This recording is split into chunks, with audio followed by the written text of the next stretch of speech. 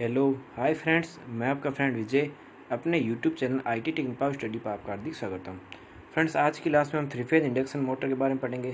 Three phase induction motor की जो कार्य प्रणाली है और सिद्धांत है उसके बारे में देखेंगे और उसकी संरचना के बारे में भी आगे हम देखेंगे। तो फ्रेंड्स, अगर अभी तक आपने हमारे चैनल को सब्सक्राइब नहीं किया हो तो चैनल को सब्सक्राइब कर लीजिए और हमारे लेटेस्ट वीडियो के आनंद लेते रहने के लिए सब्सक्राइब बटन के पास लगे बेल आइकन को जरूर दबाइए ताकि आपको हमारी नई वीडियो नोटिफिकेशन सबसे पहले मिल सके।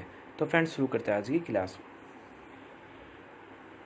आज की class friend three phase induction motor के बारे में देख लेते हैं। थ्री फेज इंडक्शन मोटर क्या होती है कि एसी मोटर के रोटर में स्टेटर के द्वारा प्रेरण की क्रिया के द्वारा जो ईएमएफ उत्पन्न होता है इसे हम क्या कहते हैं, एसी प्रेरण मोटर कहते हैं। यानी फ्रेंड, सबसे पहले बात हो रही थ्री फेज प्रेरण मोटर की बात हो रही है, ठीक है। तो थ्री फेज प्रेरण मोटर सबसे पहले बात करते हैं। थ्री फेज प्रेरण मोटर जो है किस सप्लाई पर काम करेगी, थ्री फेज सप्लाई पर काम करेगी। किस पर काम करेगी, थ्री फेज सप्लाई पर बात करेगी। अब फ्रेंड्स, कुछ फ्रेंड्स को पता नहीं होगा कि मोटर किसके बोलते हैं। तो मोटर क्या करती है, मोटर क्या करती है, इलेक्ट्रिकल एनर्जी को मैकेनिकल एनर्जी में चेंज करती है, ठीक है फ्रेंड्स। मोटर क्या करती है, विद्युत ऊर्जा को यांत्रिक ऊर्जा में चेंज करने का काम करती है, ठीक है फ्रेंड्स। मोटर क्या करती है, विद्युत ऊर्जा को यांत्रिक ऊर्जा में चेंज करने का काम करती है। यहाँ पर बात हो रही थ्री फेज मोटर की। तो थ्री फेज मोटर क्या लेगी, थ्री फेज सप्लाई से स्टार्ट होगी और क्या देगी, यांत्रिक ऊर्जा प्रदान करेगी। तो थ्री फेज मोटर क्या होती है, जो कि क्या करती है, इलेक्ट्रिकल ऊर्जा ग्रहण करती है, कौन सी, थ्री फेज की, और बाहर आउटपुट में क्या देगी, यांत्रिक ऊर्जा देगी, ठीक है। इसका नाम अब प्रेरण मोटर क्यों पड़ा, तो इसके बारे में आगे हम डिस्कस से देख लेते हैं, ठीक है। तो एसी मोटर के रोटर में स्टेटर के द्वारा प्रेरण की क्रिया के दौरान क्या होता है, ईएमएफ उत्पन्न होता है, इसलिए इसको हम क्या बोलते हैं फ्रेंड्स, एसी प्रेरण मोटर बोलते हैं, ठीक है। एसी मोटर जो होती है उसमें क्या होता है, एक स्टेटर होता है, ठीक है, जिसमें क्या होता है, इंडक्शन की जो प्रोसेस होती है जिसके कारण क्या होती है, रोटर में क्या होती है, प्रेरण की इंडक्शन की क्रिया होती है जिसको हम ट्रांसफॉर्मेशन बोलते हैं। उससे क्या बनती है, थ्री फेज प्रेरण मोटर बनती है, इसलिए हम इसको क्या बोलते हैं, एसी प्रेरण मोटर कहते हैं, ठीक है। इसके आगे हम स्ट्रक्चर के बारे में अच्छे से डिटेल से देखेंगे, ठीक है। सबसे पहले हम देख रहे हैं थ्री फेज मोटर का जो वर्किंग प्रिंसिपल होता है यानी कार्य सिद्धांत जो होता है वो हम देख लेते हैं, ठीक है। तो थ्री फेज प्रेरण मोटर जो होती है फ्रेंड्स किस सिद्धांत पर काम करती है, डीसी मोटर के सिद्धांत पर काम करती है। थ्री फेज मोटर जो होती है इंडक्शन वाली, वो डीसी मोटर के सिद्धांत पर काम करती है। यानी कि डीसी मोटर सिद्धांत क्या होता है, विद्युत चुम्बकीय खिंचाव सिद्धांत होता है, ठीक है। बस इसमें थोड़ा बहुत फ़र्क है कि डीसी मोटर में जैसे कि हम बात करते हैं, डीसी मोटर में क्या होती है, जिसे हम बात करते हैं डीसी मोटर में, जैसे हम बात करते हैं डीसी मोटर के जो रोटर जो होते हैं, रोटर पर किसी तरह की वाइंडिंग की जाती है, ठीक है। डीसी मोटर के जो रोटर होते हैं जिसको हम आर्मेचर बोलते हैं, ठीक है, उस पर वाइंडिंग की जाती है। जबकि थ्री फेज मोटर जो होती है उसके रोटर पर कोई तरह की वाइंडिंग नहीं की जाती, ठीक है। उसमें हम क्या करते हैं, चालक छड़ों को स्थापित करते हैं, ठीक है, जिसमें आगे हम देखेंगे रोटर की स्ट्रक्चर के बारे में, इसी वीडियो में हम आगे देखेंगे, ठीक है। तो थ्री फेज मोटर जो होती है किस सिद्धांत पर काम करती है, डीसी मोटर के प्रेरण के सिद्धांत पर काम करती है, ठीक है। इसमें क्या होता है, एक रोटर होता है और एक स्टेटर होता है, ठीक है। थ्री फेज मोटर में क्या होता है, एक रोटर होता है, एक स्टेटर होता है। स्टेटर पर हम क्या करते हैं, थ्री फेज वाइंडिंग को स्थापित करते हैं। तो एग्जाम पूछा जा सकता है कि थ्री फेज मोटर के स्टेटर पर कौन सी वाइंडिंग स्थापित की जाती है। तो थ्री फेज मोटर के स्टेटर पर कौन सी वाइंडिंग स्थापित करते हैं, थ्री फेज वाइंडिंग को स्थापित करते हैं। अब जब अगर हम क्या करते हैं, थ्री फेज वाइंडिंग स्थापित किए तो थ्री फेज को जैसे स्टेटर है तो स्टेटर को हम क्या देंगे, थ्री फेज सप्लाई देंगे। तो जब हम क्या करेंगे, स्टेटर को थ्री फेज सप्लाई देंगे तो घूर्णनीय क्या होगा, चुंबकीय क्षेत्र उत्पन्न होगा। उससे क्या होगा कि घूर्णनीय चुंबकीय क्षेत्र क्या होगा, रोटर चालकों के द्वारा क्या होगा, छेदित होगा। रोटर चालकों का मतलब यहाँ पर क्या है फ्रेंड्स, कि रोटर जो होता है, ठीक है, डीसी मोटर सॉरी जो थ्री फेज जो मोटर होती है, थ्री फेज मोटर के जो रोटर होता है, रोटर पर हम क्या करते हैं, जैसे रोटर की स्ट्रक्चर इस टाइप से होती है, ठीक है,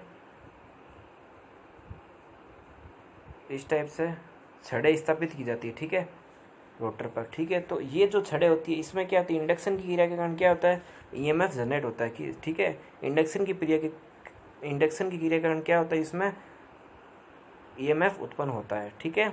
तो होता क्या है कि ये जो रोटर जो घूमता है ये क्या करता है, स्टेटर का जो चुंबकीय क्षेत्र उनको क्या करता है, उसको छेदित करने का प्रयास करता है। क्योंकि स्टेटर में क्या हो रहा है, एसी विद्युत वाहक बल हम क्या दे रहे हैं, प्रवाहित कर रहे हैं। तो एसी क्रिया में क्या होती है, इंडक्शन की क्रिया होती है। तो इंडक्शन की क्रिया क्या होगा, रोटर क्या करेगा, चुंबकीय क्षेत्र क्या करेगा, छेदित करेगा, ठीक है, जिसके कारण क्या होगा, मोटर में ईएमएफ उत्पन्न होगा। अब प्रेरण मोटर का स्टेटर क्या होगा, क्लॉकवाइज दिशा में क्या होगा, दक्षिणावर्त दिशा में घूर्णन करेगा। प्रेरण मोटर का जो स्टेटर होता है वो किस दिशा में घूमेगा, क्लॉकवाइज दिशा में घूमेगा। किस तरीके से, जैसे हम बात करते हैं, ये मान लो ये हमारे पास में स्टेटर के पोल्स है, ठीक है, जिसको हम NS NS, ठीक है, नोट कर रहे हैं। ये मान लो हमारे स्टेटर का क्या चुंबकीय क्षेत्र है। स्टेटर का चुंबकीय क्षेत्र का मतलब क्या है फ्रेंड्स, क्योंकि हम स्टेटर पर क्या करते हैं, वाइंडिंग को स्थापित करते हैं, ठीक है।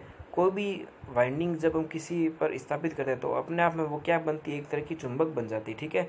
तो इस तरीके से क्या होता है, स्टेटर पर भी क्या बनता है, पोल्स का निर्माण हो जाता है, ठीक है। तो ये जो पोल्स है ये क्या करता है, एक चुंबकीय क्षेत्र का निर्माण करता है, एक प्रबल चुंबकीय क्षेत्र का निर्माण करता है, ठीक है। जिसके कारण ये क्या होता है, ये जो स्टेटर का जो चुंबकीय क्षेत्र होता है वो क्या करता है, घूर्णन करने का प्रयास करता है।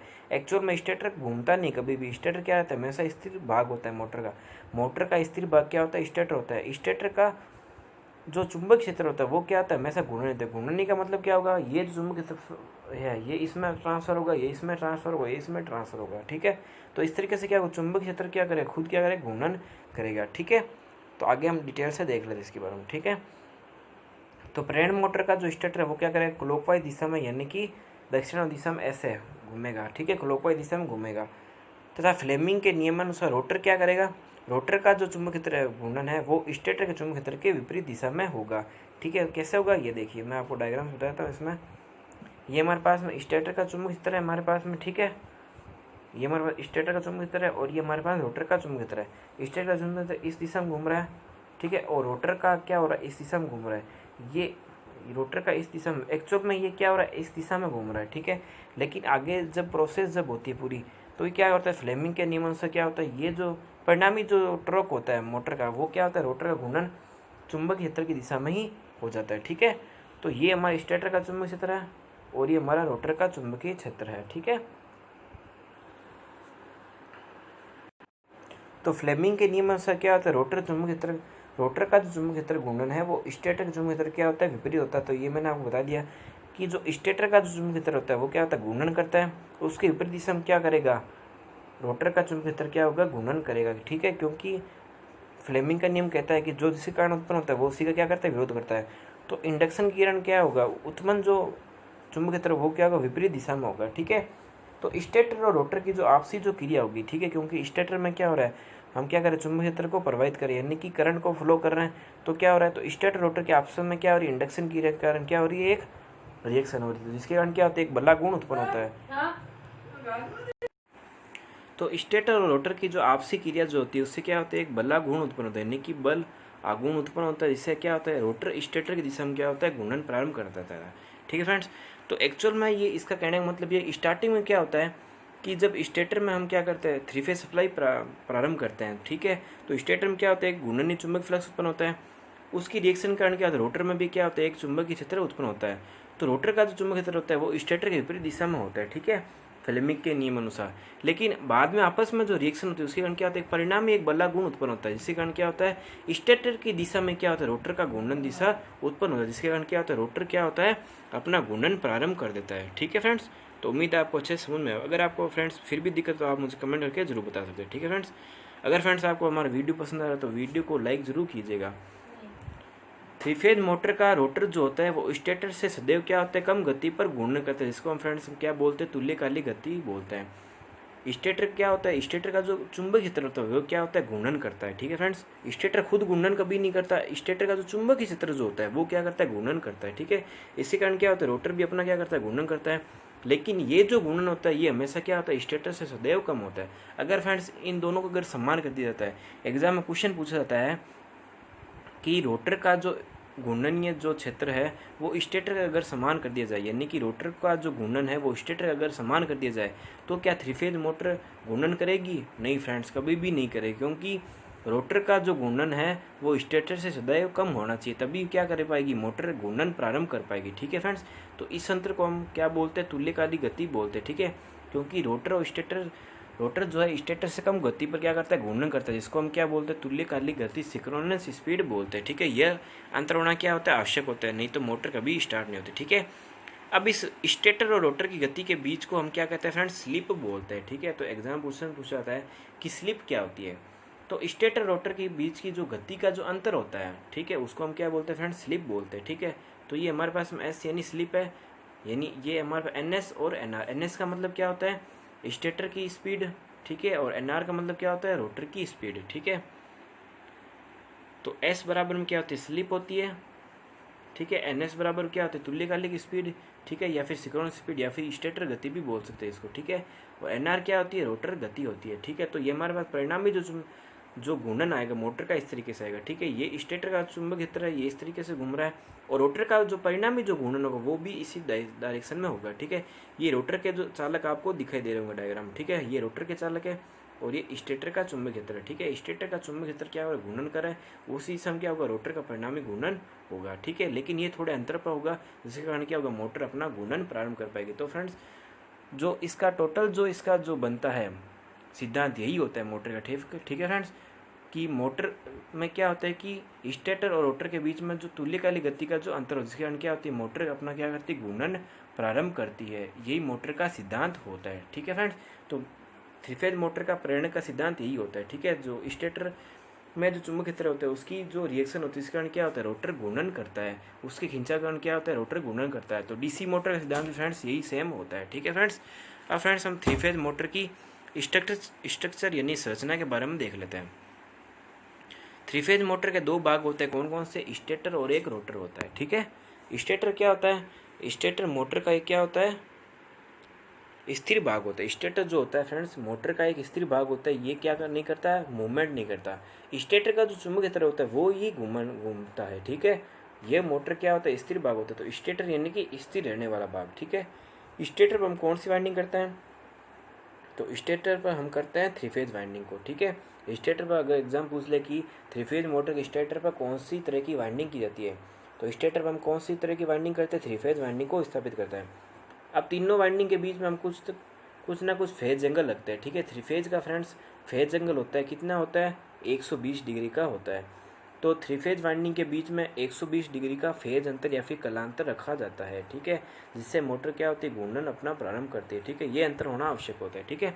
तो थ्री फेज के लिए कंपल्सरी क्या होती है, नेसेसरी क्या है, शर्त है कि तीन वाइंडिंग के बीच में हम क्या करते हैं, 120 डिग्री का क्या रखते हैं, फेज एंगल रखते हैं, ठीक है। अब वाइंडिंग को हम क्या करते हैं, स्टील या कास्ट आयरन से बने जो बॉडी होती है उस पर क्या कर देते हैं, कस देते हैं, जहाँ से सभी वाइंडिंग को सेट करके क्या निकालते हैं, हम 6 सिरे 6 कनेक्शन को निकाल लेते हैं, ठीक है। जो वाइंडिंग जो होती है, स्टेटर जो वाइंडिंग होती है उसको हम किस पर स्थापित करते हैं, बॉडी पर या फिर योग पर स्थापित कर देते हैं, और वाइंडिंग से हम कितने तार निकालते हैं, 6 तार। तो थ्री फेज वाइंडिंग में एग्जाम पूछा जाता है कि थ्री फेज जो मोटर होती है उसमें से कितने तार निकलते हैं, ठीक है। वैसे ये नॉर्मल ये जो क्वेश्चन है ये प्रैक्टिकल का क्वेश्चन है, ठीक है।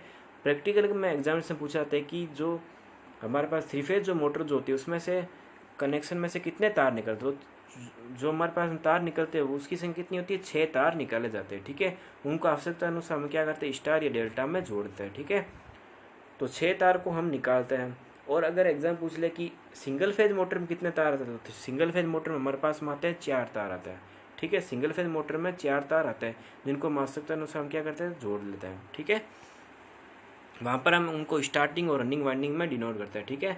यहाँ पर हम थ्री फेज वाइंडिंग में से कितने तार निकाल रहे हैं, 6 तार निकाल रहे हैं। तो आप ये ध्यान रखिएगा कि थ्री फेज में से कितने तार निकलते हैं, 6 तार निकलते हैं, और सिंगल फेज मोटर में से 4 तार निकलते हैं, ठीक है। अब नेक्स्ट हम देख लेते हैं रोटर के बारे में। रोटर क्या होता है, रोटर क्या होता है, मशीन का एक घूर्णनीय भाग होता है। रोटर क्या होता है, मशीन का एक घूमने वाला भाग होता है। रोटर भी 2 टाइप का होता है। रोटर क्या करता है, मशीन में घूमने का काम करता है, ठीक है। कोई भी मशीन है उसमें घूमने का काम कौन करेगा, रोटर ही करेगा, ठीक है। अब रोटर के भी 2 भाग होते हैं, कौन कौन से, स्क्वेयर केज रोटर और एक स्लिपिंग केज रोटर होता है, ठीक है। सबसे पहले हम बात कर रहे हैं स्क्वेयर केज रोटर की। फ्रेंड्स यहाँ पर मैं आपको एक बात बताता हूँ कि यहाँ पर जो रोटर की बात हो रही है इस पर किसी तरह की वाइंडिंग नहीं की हुई है, ठीक है। यहाँ पर जो रोटर है इस पर किसी तरह की वाइंडिंग नहीं की हुई है, लेकिन जिस अगर रोटर पर अगर हम वाइंडिंग कर देते तो उसको हम क्या बोलते हैं, आर्मेचर बोलते हैं, ठीक है, या फिर उसको हम वाउंड रोटर भी कहते हैं, ठीक है। तो एग्जाम पूछा जाता है कि वाउंड रोटर को किस प्रकार की मोटर में स्थापित करता है, तो वाउंड रोटर को हम स्लिपिंग मोटर में यूज करते हैं, ठीक है। तो आगे जिसका हम डिस्कशन देखेंगे, ठीक है। आगे हम स्लिपिंग मोटर के बारे में देखेंगे, ठीक है। स्क्वेयर केज मोटर जो स्लिपिंग जो मोटर है उसके बारे में आगे नेक्स्ट क्लास में देखेंगे, ठीक है। अभी हम वाउंड रोटर के बारे में इसी क्लास में देख लेंगे, ठीक है। तो स्क्वेयर केज मोटर जो रोटर होता है, स्क्वेयर केज रोटर की संरचना किसके प्रकार होती है, तो इसकी जो संरचना होती है वो गिलहरी के पिंजरे के समान होती है, ठीक है। इसकी जो संरचना बनाई जाएगी गिलहरी के जो पिंजरा होता है, ठीक है, उस टाइप से इसकी संरचना बनती है। ये संरचना किसकी है, ये है संरचना रोटर की हो रही है बात, ठीक है फ्रेंड्स। इसके रोटर की संरचना किसके समान होती है, गिलहरी के पिंजरे के समान होती है। इस ये रोटर कितने प्रकार का होता है, तो ये रोटर होते हैं 2 प्रकार के। कौन कौन से, एक होता है सिंगल केज और एक होता है double cage. Single cage rotor में हम क्या करते हैं, खोखले बेलनाकार भाग में तांबे की छड़ें जो होती है यानी कॉपर बार्स को क्या करते हैं, स्थापित करते हैं। इन सिरों को छल्ले के द्वारा क्या कर देते हैं, ब्रेजिंग के द्वारा जोड़ दिया जाता है। ठीक है फ्रेंड्स, किस टाइप से जोड़ देता है, तो मैं आपको एक डायग्राम दिखाता हूँ ताकि आपको इससे समझ में आ जाएगा। ठीक है, तो इस टाइप से ये जोड़ा था। ये हमारे पास में ये क्या है, सिंगल केज एक रोटर है हमारे पास में। ठीक है, ये क्या है, एक सिंगल केज रोटर है। ठीक है, तो ये हमारे पास इस टाइप से रोटर बना हुआ होता है। ठीक है, इस तरीके से इसमें रोटर की संरचना होती है। इस टाइप से ये छड़ें इसमें स्थापित की हुई होती है। ठीक है, इनको हम क्या करते हैं, ब्रेजिंग के द्वारा क्या करते हैं, जोड़ देते ताकि ये क्या हो जाए, ये आपस में क्या होती है, ये वाइंडिंग क्या होती है, शॉर्ट हो जाती है, जिससे क्या होती है, ये एक तरह की वाइंडिंग का ही काम करते हैं। ठीक है, इनको आपस में हम क्या करते हैं, ब्रेजिंग के द्वारा छड़ों को जोड़ते हैं ताकि ये इनको जोड़ते किससे, एक एंडिंग सिरे से ही जोड़ा था ताकि ये एक तरह की वाइंडिंग का ही काम करे। ठीक है,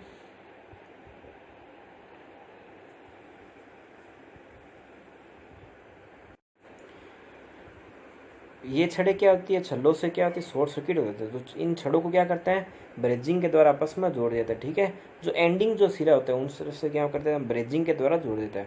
यहाँ पर फ्रेंड्स मैं आपको बताता हूँ ब्रेजिंग क्या होती है। ब्रेजिंग क्या होती है, ब्रेजिंग एक तरीके से ये वेल्डिंग की टाइप की होती है। ठीक है, वेल्डिंग में हम अलग टाइप की मटेरियल का यूज करते हैं। ठीक है, लेकिन ब्रेजिंग जो होती है, ब्रेजिंग में एग्जाम पूछा जाता है, ब्रेजिंग में किस धातु का टांका लगाया जाता है, तो ब्रेजिंग में हम पीतल का टांका लगाते हैं। तो ये एग्जाम पूछा गया है, कई बार आईटी एग्जाम पूछा गया है कि ब्रेजिंग में किस धातु का टांका लगता है, तो ब्रेजिंग में पीतल का टांका लगता है। ठीक है, ये आप ध्यान रखिएगा। तो ब्रेजिंग एक तरीके से वेल्डिंग टाइप की होती है। ठीक है, तो इन सिरों को क्या करता है, छल्ले के द्वारा क्या करता है, ब्रेजिंग से जोड़ देता है। ठीक है, अब ये छड़े क्या करते हैं, छल्लों से क्या हो जाती है, शॉर्ट सर्किट हो जाती है, जिसको मैंने आपको डायग्राम बता ही दिया, जिससे इनका कार्य किसकी भांति हो जाता है, वाइंडिंग की तरह हो जाती है। छोटी मोटर में हम तांबे के स्थान पर एल्यूमिनियम की छड़ें भी स्थापित कर सकते हैं। ठीक है, इस मोटर में क्या होता है, ट्रांसफॉर्मेशन की जो प्रोसेस होती है यानी कि इंडक्शन की जो क्रिया होती है उसके द्वारा क्या होती है, स्टेटर के द्वारा जो ईएमएफ प्रेरित होता है, यानी कि स्टेटर में क्या कर रहा है, हम एसी धारा प्रवाहित करें तो एसी धारा में क्या होती है, इंडक्शन की क्रिया होती है। तो एसी धारा में जो इंडक्शन की क्रिया होगी उसके द्वारा क्या होगा, रोटर में क्या होगा, ईएमएफ जनरेट हो जाएगा। ठीक है, तो ये सारी प्रोसेस इसके द्वारा होगी, ट्रांसफॉर्मेशन प्रक्रिया फिर हम बोल सकते हैं कि इंडक्शन की क्रिया के द्वारा संपन्न होगा। अब हम टॉर्क को एक समान करने, अब इन छड़ों को आपको दिखाई दे रहा होगा डायग्राम में कि इन छड़ों को कुछ हम एंटी सीधी अवस्था में नहीं स्थापित करें, कुछ एंटी व्यवस्था में स्थापित करें इस टाइप से। ठीक है, इनको इस तरीके से क्यों स्थापित करें, ताकि टॉर्क एक समान बनाए रखें। टॉर्क को एक समान बनाए रखने के लिए इनको कुछ ना कुछ एंटी अवस्था में यानी कि थोड़ा मुड़ी हुई अवस्था में स्थापित किया जाता है ताकि हमारा टॉर्क जो होता है वो एक समान रह सके। उम्मीद है फ्रेंड्स आपको अच्छे से समझ में आ रहा होगा। नेक्स्ट हम देख लेते हैं। अब है हमारे पास में डबल केज रोटर। हमने सिंगल केज रोटर के बारे में देख लिया, अब देख लेते हैं हम डबल केज रोटर के बारे में। डबल केज रोटर में जो छड़ें होती है उनको 2 भागों में बांटा जाता है। ठीक है, तो इसकी संरचना सबसे पहले हम देख लेते हैं ताकि हमारे को अच्छे समझ में आ सके कि डबल केज रोटर क्या होता है। तो फ्रेंड्स ये होता है हमारे पास में एक डबल केज रोटर की एक संरचना है। ठीक है, ये हमारे पास में डबल केज रोटर है। इसमें जो रेड कलर का आपको जो दिखाई दे रहा है रिंग टाइप, ये इसको हम क्या बोलते हैं, इनर केज बोलते हैं। ठीक है, जो अंदर आपको रेड टाइप का दिखाई दे रहा है जो केज टाइप, इसको हम बोलते हैं इनर केज बोलते हैं। जो आउटर जो ब्लैक कलर में आपको दिखाई दे रहा है उसको हम बोलते हैं आउटर केज। तो 2 तरह की हम क्या करते हैं, छड़ें स्थापित करते हैं इसमें। ठीक है, 2 टाइप की इसमें रिंग लगाई जाती है। एक तो जो बाहरी जो होती है उसको हम क्या बोलते हैं, आउटर केज बोलते हैं, और अंदर जो होती है उसको हम बोलते हैं इनर केज बोलते हैं। ठीक है,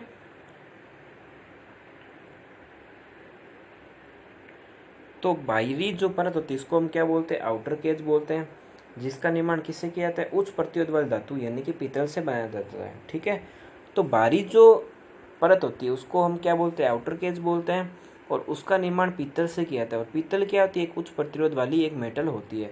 वैसे जो पीतल जो होती है एक तरह की मिश्र धातु होती है, खाली धातु नहीं होती।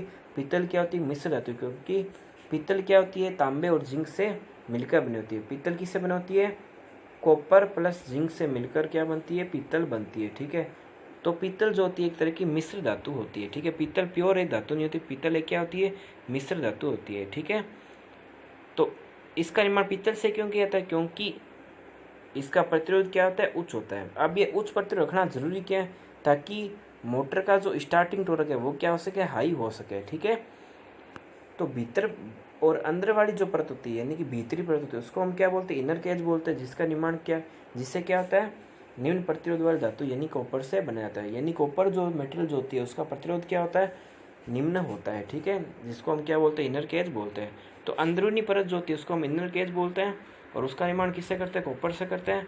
और जो आउटर जो केज होती है उसका निर्माण किससे करते हैं, हम पीतल की धातु से करते हैं, जिसका प्रतिरोध क्या होता है, उच्च होता है। अब हम ऐसा करते क्यों हैं, तो इसका रीज़न ये है कि बाहरी परत का जो प्रतिरोध होता है वो क्या होता है, उच्च हो जाता है, और इंडक्टेंस क्या हो जाता है, निम्न हो जाता है, ठीक है। पीतल जो धातु होती है उसका प्रतिरोध क्या हो जाता है, उच्च हो जाता है, और इंडक्टेंस इसका जो होता है, इंडक्टेंस क्या होता है, एक्सेल जो होता है वो क्या हो जाता है, निम्न हो जाता है। इसलिए हम क्या करते हैं, बाहरी परत का जो प्रतिरोध होता है वो क्या रखते हैं, उच्च रखते हैं, ठीक है। और जो भीतरी परत जो होती है उसका प्रतिरोध हम क्या रखते हैं, निम्न रखते हैं। और जो इंडक्टेंस होता है उसका क्या रखते हैं, इंडक्टेंस क्या होता है, उच्च होता है, ठीक है। तो भीतरी परत जो होती है उसका प्रतिरोध क्या होता है, निम्न होता है, क्योंकि उसको हम किससे बनाते हैं, कॉपर से बनाते हैं, और जिससे उसका क्या होता है, इंडक्टेंस हाई हो जाता है, ठीक है फ्रेंड्स। स्टार्टिंग के समय विद्युत धारा का अधिकांश जो भाग होता है वो बाहरी केज में से प्रवाहित होता है। अब बाहरी केज में से क्यों प्रवाहित होते हैं, क्योंकि यहाँ पर बात हो रही है कि यहाँ पर जो विद्युत धारा प्रवाहित हो रही है, विद्युत धारा प्रवाहित किसके द्वारा हो रही है, यहाँ पर इंडक्शन की प्रोसेस के द्वारा विद्युत धारा प्रवाहित हो रही है। तो जब भी इंडक्शन के द्वारा ये जो चीज़ प्रोसेस होती है तो इसमें सारा रोल किसका होता है, इंडक्टेंस का सारा रोल होता है। इंडक्टेंस क्या होती है, विद्युत धारा के मार्ग मानने वाली जो बाधा होती है उसको हम फ्रेंड्स क्या बोलते हैं, इंडक्टेंस बोलते हैं। अगर फ्रेंड्स आपको इंडक्टेंस के बारे में और अच्छे से जानना हो तो आप हमारे एसी थ्योरी वाला चैप्टर देख सकते हैं, जिसका लिंक मैंने अपनी वीडियो के डिस्क्रिप्शन बॉक्स में डाल रखा है। तो वहाँ जाकर आप इसके बारे में डिटेल से देख सकते हैं कि इंडक्टेंस क्या होता है और रिएक्टेंस क्या होता है। उसमें मैंने आपको अच्छे से इसमें एक्सप्लेन कर रखा है, ठीक है।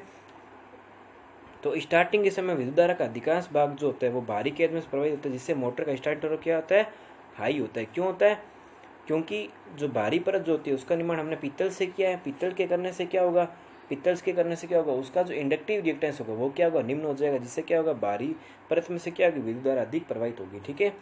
और जो अंदरूनी परत होगी उसमें से विद्युत धारा कम प्रवाहित होगी, ठीक है, क्योंकि उसका इंडक्टेंस क्या है, हाई है, और उसका निर्माण हमने किससे किया, कॉपर से किया है।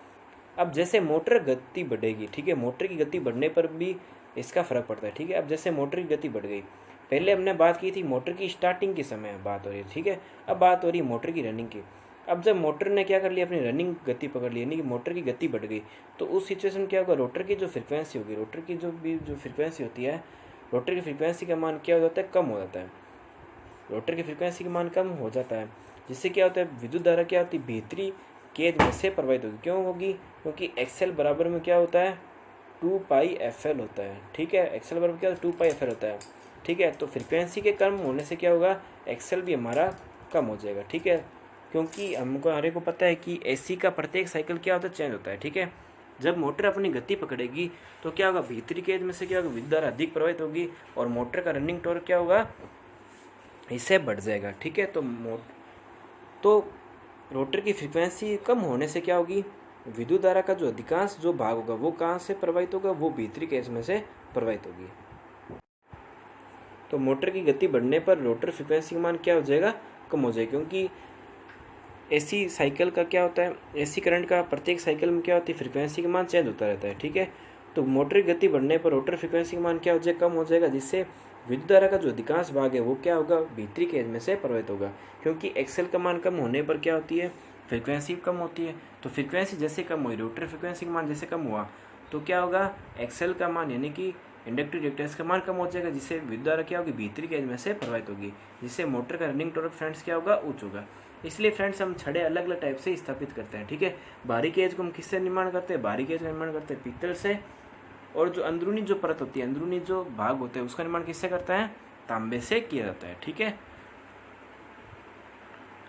तो ये आपको उम्मीद है आपको डायग्राम समझ में आ ही गया होगा, ठीक है। तो इसमें बाहरी जो केज है उसको क्या बोलते हैं, आउटर केज, इनर केज बोलते हैं इसको, ठीक है। स्टार्टिंग के समय क्या होता है, मोटर का जब इंडक्टिव रिएक्टेंस क्या होता है, हाई होता है, ठीक है। तो बाहरी परत का जो इंडक्टिव रिएक्टेंस है वो कम होता है, और अंदरूनी परत का इंडक्टिव रिएक्टेंस क्या होता है, हाई होता है। तो बाहरी परत में से क्या होगी, धारा अधिक प्रवाहित होगी, ठीक है, क्योंकि इंडक्टिव रिएक्टेंस कम है। अब जब मोटर ने अपनी गति पकड़ ली तो रोटर फ्रीक्वेंसी का मान कम हो गया, तब उस सिचुएशन में क्या होगा, जो अधिकांश जो धारा प्रवाहित होगी वो कहाँ से प्रवाहित होगी, वो मोटर के अंदरूनी केज में से, यानी कि जो रेड कलर वाला आपको दिखाई दे रहा है, यानी कि अंदरूनी केज उसमें से प्रवाहित होगी, ठीक है। ये कब सिचुएशन में होगी, जब मोटर अपनी अधिकतम गति को पकड़ लेगी। ठीक है, तो आपको इसमें यही ध्यान रखना है कि जब मोटर स्टार्टिंग के समय है तो स्टार्टिंग के सिचुएशन में क्या होगी, धारा अधिकतम किस में से प्रवाहित होगी, तो धारा अधिकतम किस में से प्रवाहित होगी, बाहरी केज में से। अब जब मोटर ने रनिंग पकड़ ली, अपनी रनिंग कंडीशन पकड़ ली, तो सारी धारा किस में से प्रवाहित होगी, अंदरूनी परत से प्रवाहित होगी। ठीक है, तो आपको इसमें ज़्यादा कन्फ्यूज नहीं होना। ठीक है, तो स्टार्टिंग के समय सारी धारा किस में से प्रवाहित होगी, बाहरी केज में से, और रनिंग कंडीशन में से किस में प्रवाहित होगी, अंदरूनी परत में से। ठीक है, तो अब आगे हम नेक्स्ट देख लेते हैं। तो ये हमारा डबल केज रोटर की स्ट्रक्चर थी। अब फ्रेंड्स हम नेक्स्ट देख लेते हैं वाउंड रोटर की स्ट्रक्चर। ये हमारा दूसरा टाइप का रोटर है। हमने पहले रोटर की बात की थी, पहला रोटर कौन सा था, स्क्वेयर केज टाइप था। ठीक है, गिलहरी, उसको हम गिलहरी पिंजर परिणन रोटर भी बोलते हैं। ठीक है, स्क्वेयर केज रोटर बोलते हैं। अब हमारा नेक्स्ट दूसरा है वाउंड रोटर है। हमने एक सिंगल केज रोटर और डबल केज रोटर के बारे में पढ़ा था। तो सिंगल केज रोटर और डबल केज रोटर वो स्क्वेयर केज रोटर का ही टाइप है। ठीक है, अब हम नेक्स्ट बात करें वाउंड रोटर की। ठीक है, तो वाउंड रोटर पर हम क्या करते हैं फ्रेंड्स, वाइंडिंग को स्थापित करते हैं। तो ये हमारे को ध्यान रखना है कि किस प्रकार के रोटर पर वाइंडिंग की जाती है। तो वाउंड रोटर पर क्या की जाती है, वाइंडिंग की जाती है। ठीक है,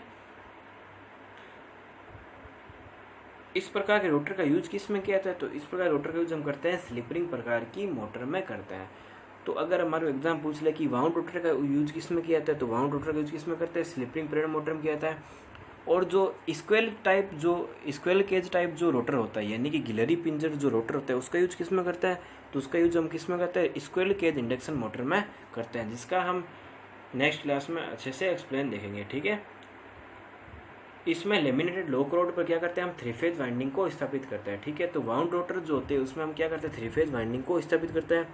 अब इसमें क्या होता है, एक रोटर की शाफ्ट जो होती है, रोटर जो होता है, रोटर पर हम क्या करते हैं, 3 स्लिप रिंग को स्थापित करते हैं, जिसको हम किस में करते हैं, स्टार कनेक्टेड करते हैं। ठीक है, हमारे पता है कि 3 फेज वाइंडिंग जो होती है उसको हम 2 टाइप से जोड़ते हैं, एक तो होती है स्टार और एक होती है डेल्टा। तो रोटर की शाफ्ट पर हम 3 स्लिप रिंग लगाते हैं, जिसको हम किससे संयोजित करते हैं, स्टार कनेक्शन से करते हैं। तीनों स्लिप रिंग को हम किससे जोड़ते हैं, एक कार्बन बोर्ड से जोड़ते हैं, जिनका संबंध किससे होता है, 3 फेज रियोस्टेट से होता है। तो फ्रेंड्स, उम्मीद है आपको आज का वीडियो पसंद आया होगा। अगर आपको वीडियो पसंद आए तो वीडियो को लाइक जरूर कीजिए। अगर चैनल पर नए हैं तो चैनल को सब्सक्राइब जरूर कीजिए।